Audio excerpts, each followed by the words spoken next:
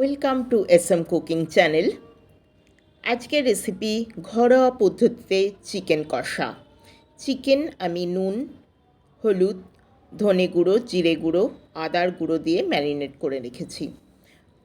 তেলে পেঁয়াজ কুচি করে ভেজে নিয়েছি। এবার চিকেনগুলো আমি তেলে সাজিয়ে দেবো যাতে তেলটা চিকেনের গায়ে লাগে এবং এক পিঠ ভালোভাবে ভাজা হয়ে যায়।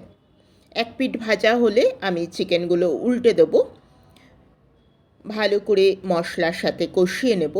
দেখুন লাল করে ভাজা হয়ে গেছে। রেসিপিটি ভালো লাগলে চ্যানেলটিকে লাইক, শেয়ার ও সাবস্ক্রাইব করার একান্ত অনুরোধ রইল। এবার 2 চামচ টক দই আমি চিকেন কষিয়ে নেওয়ার পর দিয়ে দিলাম। দই ভালো করে ফেটিয়ে নিয়ে দিয়েছি। এবার শুধু সেদ্ধ হওয়ার অপেক্ষা। আমি জল ছাড়াই রান্নাটা করছি। আপনারা চাইলে সামান্য জল দিয়েও করতে পারেন। রেসিপিটি দেখার জন্য ধন্যবাদ।